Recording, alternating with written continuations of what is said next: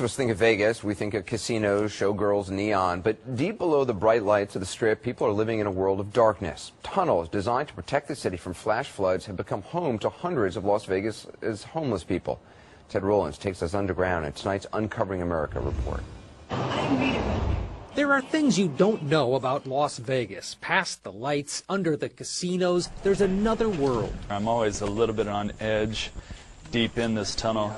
Matthew O'Brien serves as our guide, trekking through 4 different tunnels beneath the city. He wrote the book Beneath the Neon, Life and Death in the Tunnels of Las Vegas, focusing on people who live underground, like 43-year-old Steve Dahmer.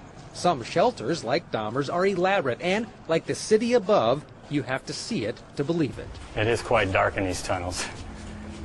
Without the light, most people would be wandering into total darkness. Watch as our cameraman turns his light on and off along Dahmer's path. It is pitch black down here. After you've done it a few hundred times like I have, you could actually walk down here without any light at all. It's just like anything, you get used to it.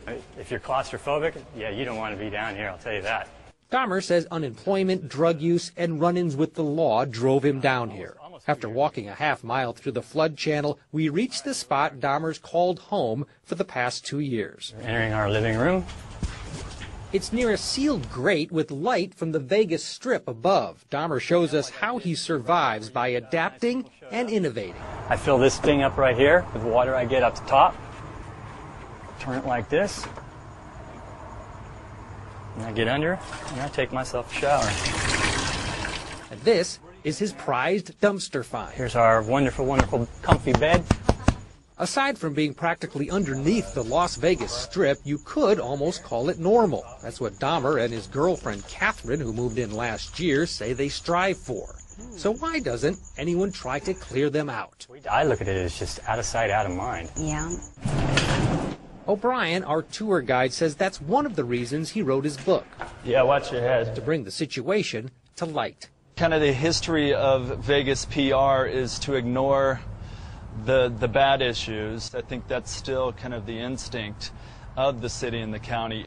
6 months ago, O'Brien started escorting social workers into the tunnels to assist the homeless living here.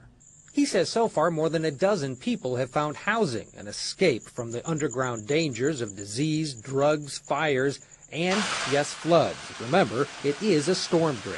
If it rains for like 3 solid days and it just comes down and down and down, yeah, that water's going to get up to here, and there's nothing we're going to be able to do except leave.